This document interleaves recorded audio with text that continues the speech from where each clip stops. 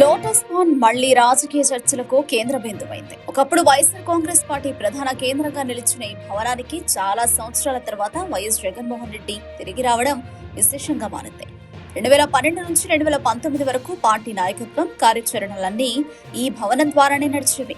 2019 ఎన్నికల తర్వాత Tadepalli camp office ఏర్పడడంతో లోటస్ పాండ్ ప్రాధాన్యం తగ్గిపోయింది. షర్మిలతో విభేదాలు, కుటుంబ ఆస్తులపై ప్రచారాలు, అంతర్గత ఉద్రిక్తతలు ఇవన్నీ కలిసి లోటస్ పాండ్ పై పలు రకాల కథనాలను తీసుకొచ్చాయి. అయితే నాంపల్లి సిబిఐ కోర్టులో హాజరైన తర్వాత జగన్మోహన్ రెడ్డి అక్కడ గడపడంతో అన్ని ఊహాగానాలకు బ్రేక్ పడింది. ఇటీవల ఎన్నికల్లో పరాజయం అనంతరం జగన్ ఎక్కువగా బెంగళూరులోనే ఉంటూ తాడేపల్లికి వారంలో కొన్ని రోజులు మాత్రమే వస్తున్నారు.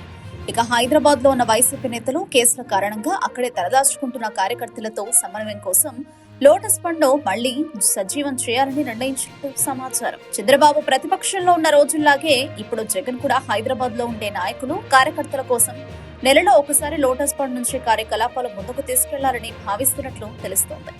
ఇంతో లోటస్ పాండ్ కు మళ్లీ పాత రద్దీ, పాత రాజకీయ రంగు తిరిగి రావచ్చని అందరూ భావిస్తున్నారు.